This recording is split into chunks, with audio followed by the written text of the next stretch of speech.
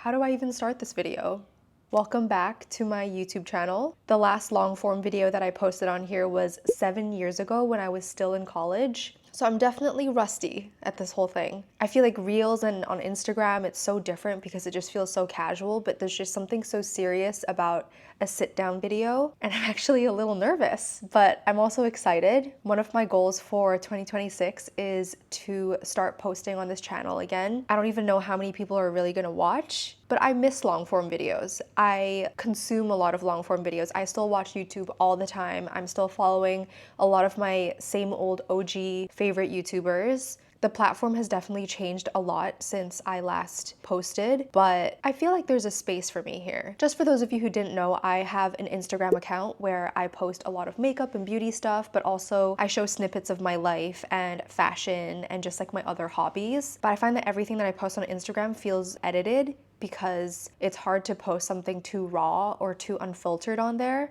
Not that I have a lot of like raw or unfiltered thoughts or things that I want to share. I just feel like YouTube is a place where I can edit less in my videos, maybe just have it run longer. I find myself cutting out a lot of things that I'm saying in my videos just to stay in the 3-minute time limit that Instagram Reels has, because if you post more than 3 minutes, you just don't get pushed out to new audiences, which is such a shame. So I've always tried to keep my videos under 3 minutes. I feel like I'm cutting out a lot of stuff in my videos when maybe I don't have to. I mean, obviously I'm still gonna post there every other day, but here on YouTube, I feel like I'll try to post when I can and when I feel like there is content that I want to share that is a little bit more casual and long form. I'll just see how it goes. I mean, who knows? Maybe 5 people are watching this, and even if it's just 5 people, hi, thank you so much for watching. I'm very happy to have you all here. Anyway, let's get ready together. I wanted to do my makeup on here today. We're just gonna do my everyday makeup, and I'm gonna show you everything that I've been loving lately. And if it's our first time getting ready together, I hope we can get to know each other a little bit better. And feel free to comment down below if you have any suggestions or content ideas for me, because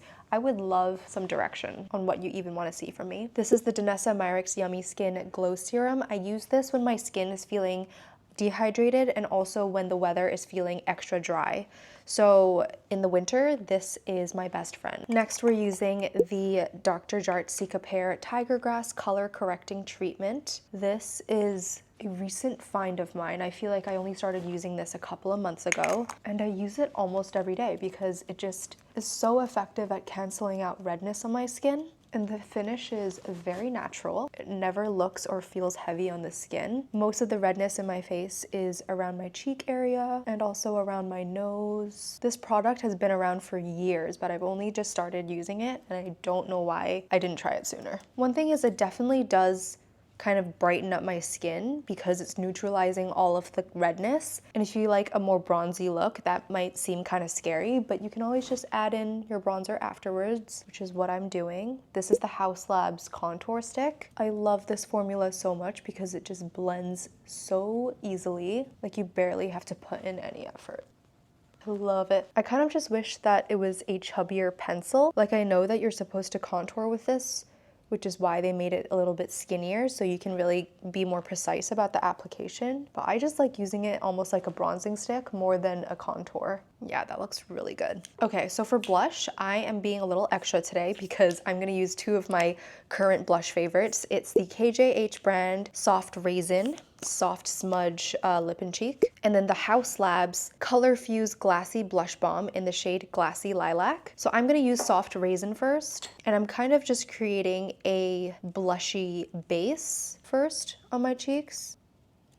Just like this, just stippling it on. I love this shade so much. It's the perfect brownie purple. Like, the color is not too saturated, so you feel like, you know, you put on a lot of blush, but I just feel like it gives my skin this like healthy amount of color. I'm actually kind of curious how my makeup has changed since my last video. I might actually do a rewatch and watch some of my old videos back. I never watch any of my old videos because I kind of cringe thinking about them a little, but who knows, maybe 7 years is just enough time for me to not cringe looking back. Maybe I should recreate my last few makeup videos. I feel like that would be pretty fun. So I'm basically just putting this Haus Labs blush right on top, And I know I said that the KJH blush doesn't have much saturation, which is why I like it, but then now I'm adding saturation back to it with a brighter lilac-y pink blush right on top. Some may call this blush blindness, but to me, this is a healthy amount of blush. One thing I've definitely changed with my makeup recently is applying my blush after blush and bronzer. Sorry, that didn't make sense. One thing I've changed is apply my concealer after blush and bronzer, just because I find myself applying a lot of concealer when I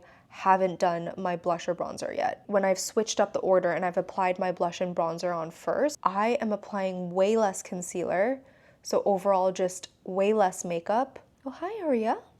Just woke up from her nap. And obviously less product on this skin just means a lighter makeup look and a more natural finish. And then one makeup technique that I cannot live without is pinpoint concealing, which is Lisa Eldridge's concealing technique for really perfecting the skin. Like you'll see, I'm basically just photoshopping all of these little marks on my skin. As someone who has struggled with breakouts a lot in the past, this gives me such a boost of confidence. Like, that took maybe 10 seconds, but I just feel like my skin looks so smooth and flawless. It's definitely a very extra thing to do. Like, you definitely don't have to do that. Now I'm just setting my under eyes with the Kosas Cloud Set powder. This is my favorite powder for the drier months because it sets down my makeup without making me feel or look powdery. I have combination skin and naturally my oils will come through on my face throughout the day. And in the summer, this powder is definitely not strong enough to keep my oils at bay, But in the winter, I feel like it's just the perfect amount of mattification, if that's even a word. Another thing that I've been doing a lot more often, which I don't know, maybe it's just a sign that my makeup style is changing, but I have been contouring my nose a lot more, just right down this little bit. This is another very extra thing, but I just find that it makes the biggest difference because it just brings dimension back to my face.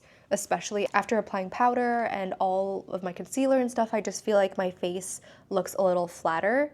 And just by defining that part of my nose, like right here, I don't know, it just makes my makeup come together. Now I'm using the other end of the stick. This is the Too Cool for School Dual Contour Stick in the shade number 3. I am just going to apply this to my inner corners. This is something that I did, I think, back in high school, because that was what everyone did. And I don't know why, but I realized I really didn't like it in high school. So after high school, I never did this again. But recently, I don't know what made me want to try it again, but I've been adding a highlight to my inner corners and I just feel like it brightens up my face. So I've just been missing out for years because I know people have been doing this for so long. Now onto the brows. I'm going to be using the Judy Doll brow pencil. This is my go-to brow pencil. I have been using this for a year straight. I just like that it's a waxy pencil, so it's kind of hard to overdraw your brows. Naturally, you can tell like my brows are just, like I have a lot of brow hairs, they're just not super dark. So I just like to fill it in slightly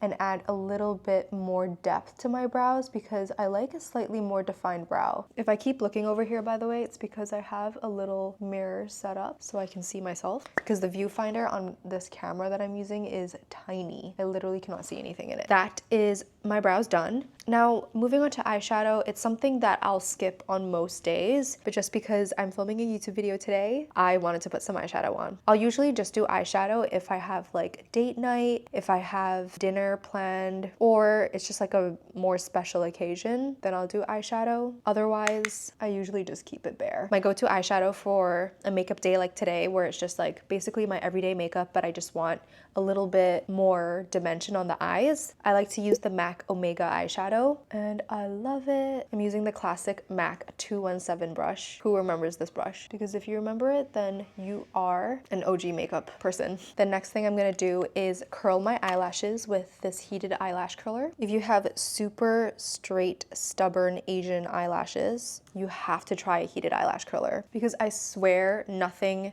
curls my lashes better than a heated eyelash curler. I used to use like the super fancy like Shiseido, Shuyumura eyelash curlers, like the silver ones that you have to like clamp down. Those were good, but a heated eyelash curler just makes the curl last so much longer. There's a slight learning curve to using this kind of a lash curler, but I just curl my lashes in 2 segments. Like I'll do the inner half and then the outer half, and it just makes my lashes fan out so beautifully. And it also just makes them look super long. Like look at this eye. That's with one very light coat of mascara compared to this eye. The mascara that I put on today is the Bibia Never Die Mascara Extreme in the shade Super Black. And then now moving on to my lips. I do so many different lip combos in my reels, and it's always because I don't want to use the same things on camera all the time. But if there's one lip combo that has never steered me wrong, and in my everyday life when I'm getting ready for work or just getting ready like really quickly without filming, this is my go-to lip combo. I will not stray from this because it lasts a long time, it's really pretty, and it's also comfortable.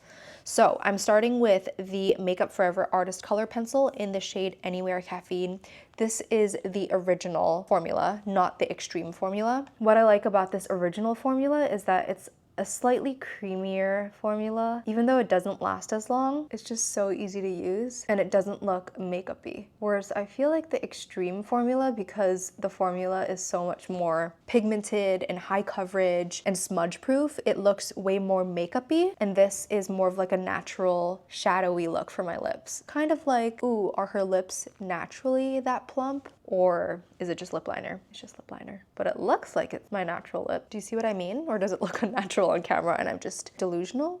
I really hope when I'm editing this, I'm not like, girl, it looks unnatural, because that would be kind of embarrassing.